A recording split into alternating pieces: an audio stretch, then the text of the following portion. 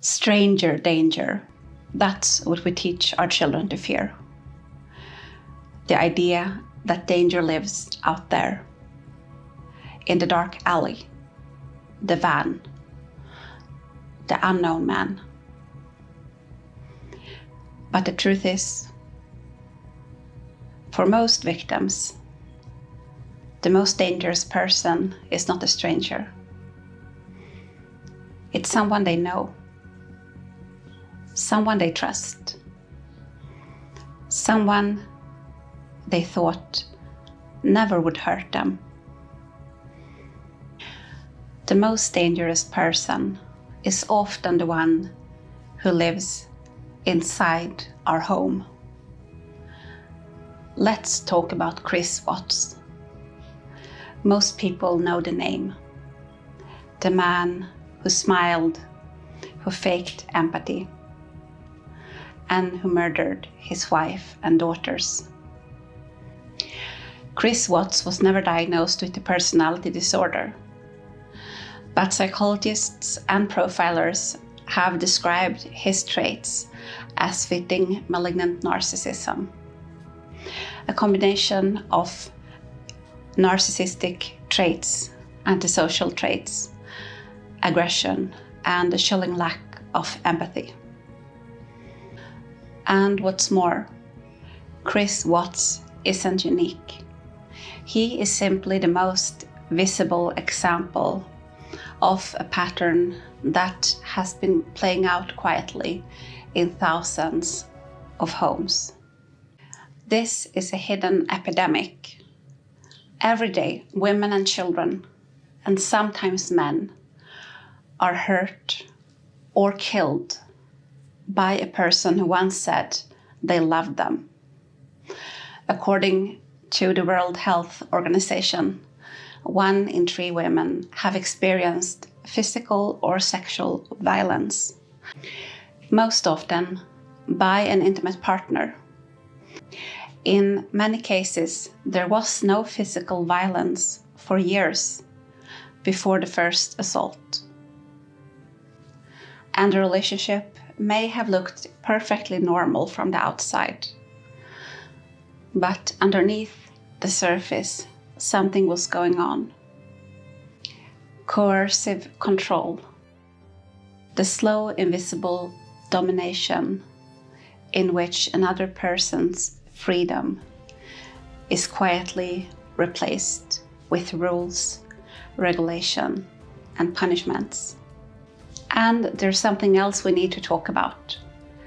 The idea that abuse happens to other people, to women who choose the wrong men, and not to us, not to me. That's what I used to think. But the truth is that abuse creeps in slowly, and it happens to strong, capable, and independent women as well, to doctors, lawyers, teachers. Because most cases of abuse doesn't start with bruises. It creeps in slowly over years with guilt, manipulation, control, until even the strongest woman start to doubt her own judgment. Then there is another lie that we need to address.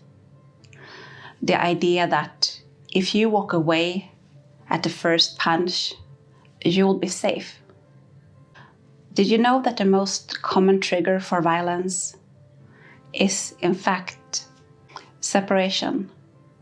When the woman starts to grow more independent or want to separate. That's when the mask slips, and that's when control turns to aggression and punishment to try to keep the woman in line.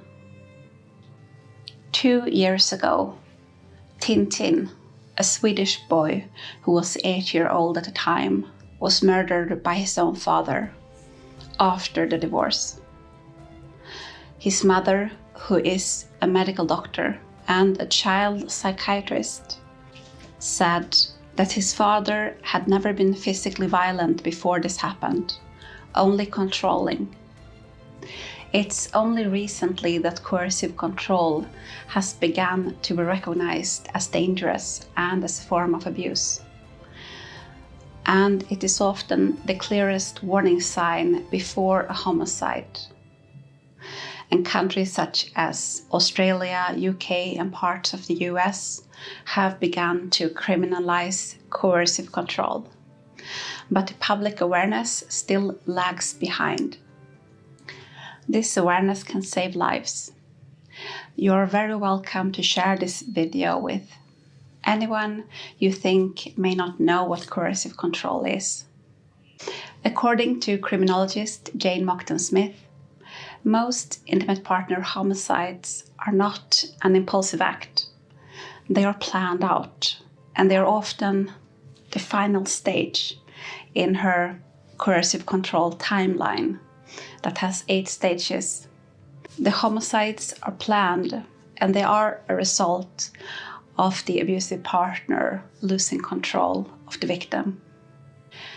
In the UK, studies have shown that in 90% of intimate partner homicides, there were clear signs of coercive control in that relationship.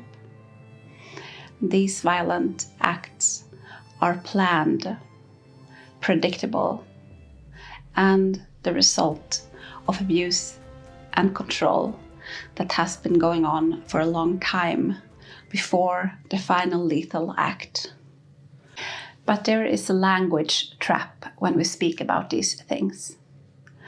When we talk about emotional abuse, coercion, lies, manipulations as a pattern, you might hear people say that maybe he has a disorder. He can't help it. He's a narcissist. They can't feel empathy. When we call something a disorder, we are implying that the behavior is outside of that person's control. That cruelty is a symptom, not a decision. And that's not even what psychiatry used to say. In older versions of the DSM, the diagnostic manual used by psychiatrists, narcissistic personality disorder was defined as someone who is unwilling to recognize or identify with the feelings and needs of others. Unwilling, not unable. That word changes everything because it means that empathy is there, but it is rejected because feeling it would interfere with that person's control. That is not loss of capacity. That is moral refusal. Then someone might say, so what's the point of a diagnosis? In clinical work, a diagnosis is there to help clinicians to understand and support a patient. It guides treatment, coordination of care, and it gives a language for people who want to get better. It's about helping, not excusing. But when survivors use the word narcissist or narcissism, we are not doing psychiatry, we are doing language. We are describing a pattern of behavior, a social reality that we can see and feel. That's the way that language has always worked, because human needs words to describe what we are experiencing. Take the word mother, for example. It's short for saying, the woman who bore me in utero and raised me to adulthood, all rolled into one. And it's the same with the word narcissism. It describes a pattern of behavior, exploiting others, lying, manipulating, using other people, low on empathy, obsessed with their own image. That's why the word narcissism is becoming integrated into our language.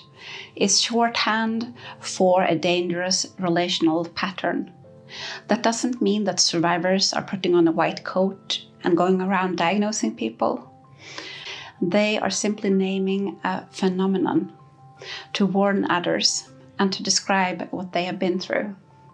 To warn others before it happens again. And it's a good thing that the awareness about narcissism is spreading. Although most of that spreading of awareness and educating others is actually done by survivors, even though some survivors are also professionals.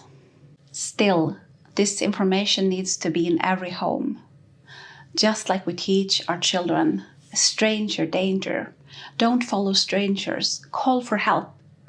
We also need to teach them familiar danger. We need to teach them that someone who love bombs you, who you need to adjust to in order to keep the peace, and who refuses to see things from your perspective, may not have a disorder that should be excused, but a pattern that can, over years, turn your life into a living prison, or even end it if you try to leave. Chris Watts was never diagnosed, and that's exactly the point. If we leave these labels only to clinicians, that will not protect the public, because most of these people will never seek help. They will never seek therapy or submit themselves to an evaluation. They will never admit that something is wrong. And just because someone doesn't meet all the diagnostic criterion doesn't mean that they can't be extremely dangerous. It's not about the paperwork, it's about the pattern. A narcissist can understand what they are doing, and they can use empathy when it benefits them. And they can see where your soft spots are, which means that they do have the ability to understand how you're feeling. They just choose not to care. That's why so many survivors ask, did he ever love me? Because the abuser does have the ability to love. They just stop doing it when it doesn't serve their ego anymore. That's not a mental illness. That's strategic cruelty. And when we medicalize it, calling it a disorder or saying that he can't help it, we risk whitewashing evil. Not all narcissists murder, but they do destroy lives in other ways, through emotional abuse, financial abuse, manipulation, destroying relationships, and this does leave lasting scars. That damage is invisible but profound, especially for children. If they grow up with a narcissistic parent, they learn that to be loved, I must self-erase. They learn that love equals fear. They learn that love equals having to accept hurt. Abuse also tends to escalate. So someone who have only been emotionally abusive or controlling, under stress or loss of control, can suddenly turn violent. That's what happened to me after 14 years of only emotional abuse and control. My husband suddenly turned violent. And that's what happened to Lisa Sonni, a fellow creator here on YouTube. After 7 years with her husband, while she was pregnant, during an argument, he suddenly strangled her. These are not isolated incidents. They are just a visible tip of a quiet pattern of domination and control that goes on under the surface. And people who are in these relationships may not even know that they are in a toxic or abusive relationship because they don't have this knowledge. That's why we need to speak about these things. When we name the pattern, when we're using the word narcissism, when we're talking about manipulation and gaslighting, we're just naming this is what it looked like before it turned dangerous, to warn others. If this knowledge had been more widespread in 2018, maybe Shanann Watts would have recognized what she was living in. Maybe TinTin's mother would have seen the red flags earlier, and maybe someone would have believed her when she was trying to warn the court system. These numbers are not anomalies. They are just the tip of the iceberg. Empathy is not absent, it is refused. Cruelty is not a symptom in a psychiatric diagnosis, it's a choice. That's why we have to speak. That's why we have to keep talking about narcissism and coercive control. Not as a mental disorder, but as a pattern of choice and domination that destroys lives.